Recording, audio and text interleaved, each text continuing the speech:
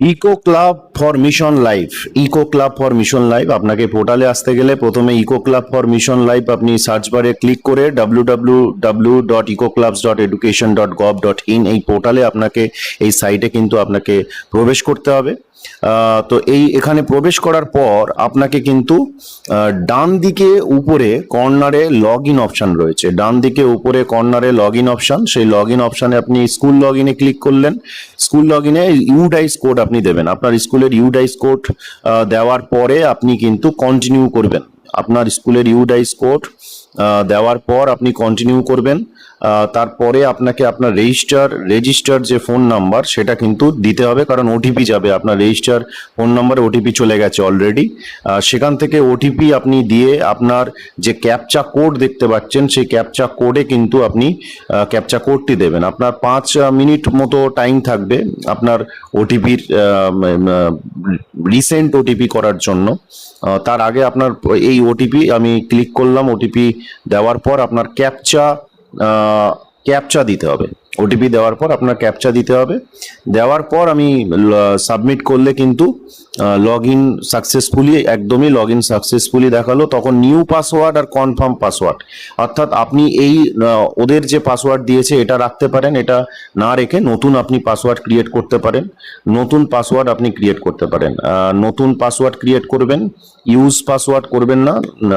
আপনি new password create করলেন আপনার সহজ দেখে। একটা ক্যাপিটাল লেটার রাখবেন, ক্যাপিটাল লেটার অবশ্যই একটা রাখবেন, ক্যাপিটাল লেটার। আর তার সাথে আপনি নিউমেরিক্যাল নাম্বার রাখবেন আর স্পেশাল নাম্বার রাখবেন, যেমন school@123, এসটা ক্যাপিটালে। তো এরকমই আপনি 8 থেকে 15 ক্যারেক্টার ইউজ করবেন।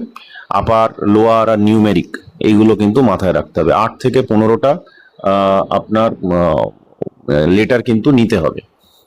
এবং পাসওয়ার্ড ক্রিয়েট করবেন। নিউ পাসওয়ার্ড করার পর ওটাকে আবার কনফার্ম পাসওয়ার্ড করবেন। নিউ পাসওয়ার্ড ক্রিয়েট করে ওটাকে আবার কনফার্ম পাসওয়ার্ড করবেন।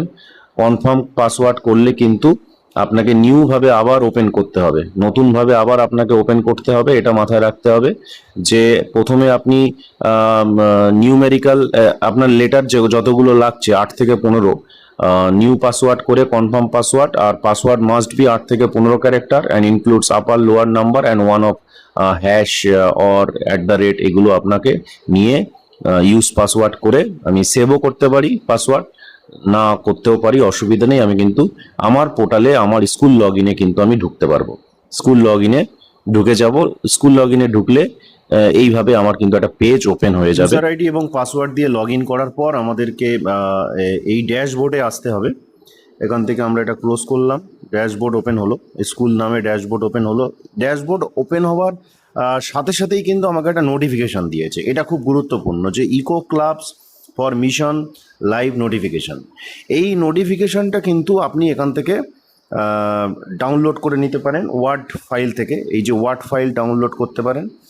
ডাউনলোড করলে কিন্তু আপনার আমার ডাউনলোড করা রয়েছে, ডাউনলোড হয়ে যাবে এবং সেখান থেকে আপনাকে কিন্তু ফিল আপ করতে হবে। যে ফাইলটি ডাউনলোড হয়েছে সেই ফাইলটি আপনি ফিল আপ করবেন। সিগনেচার রয়েছে, সিগনেচার করবেন, করে কিন্তু সই সিল করে আপলোড করবেন। আপলোড করবেন এই চুজ ফাইল করে, কিন্তু আপনি এখান থেকে চুজ ফাইল করবেন। চুজ ফাইল করে আপনি আপলোড করবেন। আপলোড করার সময় মাথায় রাখবেন যে এটা 10 MB হলে ভালো হয়, 10 MB হলে ভালো হয় PDF ফাইল। এটা সবার আগে কাজ থাকবে, নোটিফিকেশান ডাউনলোড করার কাজটা সবার আগে থাকবে। এবার আমরা একটু পোর্টাল থেকে ঘুরে আসি। নোটিফিকেশান প্রসেস কিন্তু সবার আগে করতে হবে, এটা আপনি মাথায় রাখবেন।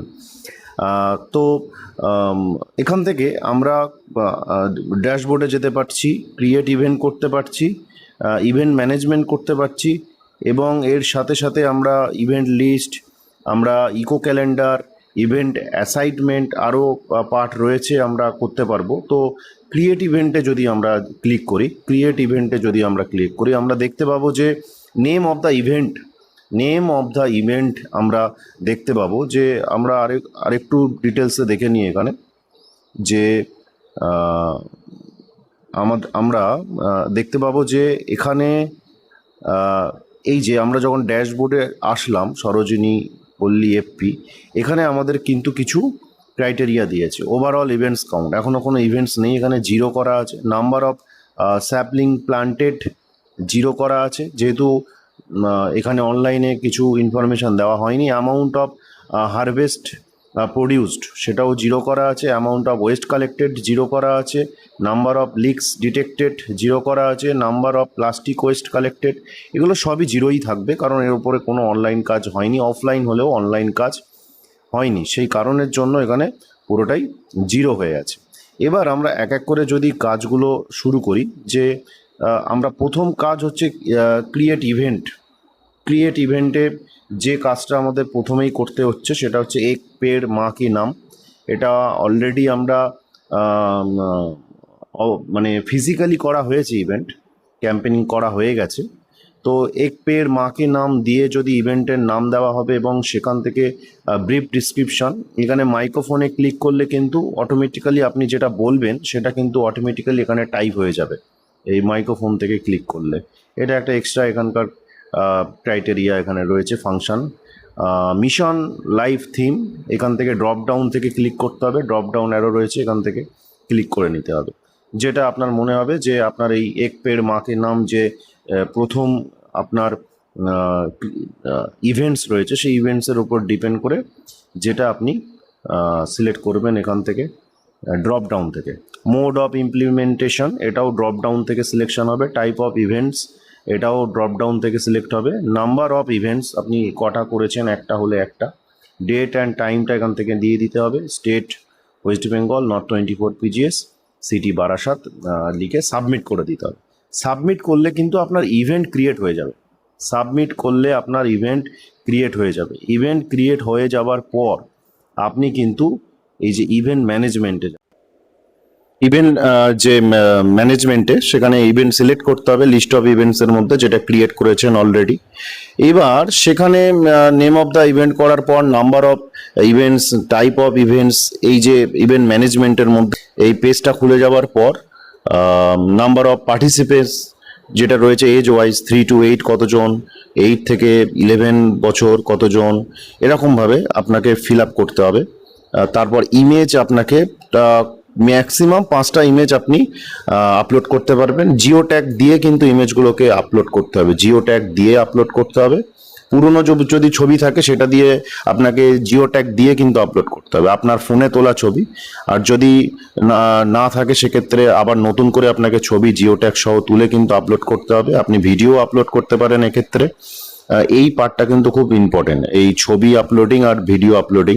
ভিডিওটা নেসেসারি নয়, আপনি ছবিটা আপলোড করবেন, আপনার ইভেন্টের যে কাজগুলো করেছেন সেগুলো অ্যাপ্রুভ করে দেবেন। তারপর আপনার ইভেন্ট লিস্ট এখানে আমরা দেখতে পাচ্ছি, যেহেতু আমি কোনো ইভেন্ট এখনো ক্রিয়েট করিনি তাই ইভেন্ট লিস্ট কিছু নেই।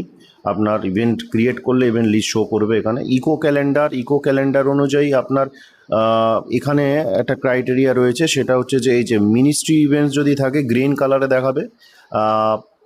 পাস্ট ইভেন্ট যদি কিছু করে থাকেন এর আগে, যেহেতু করা নেই, রেড কালারে শো করবে।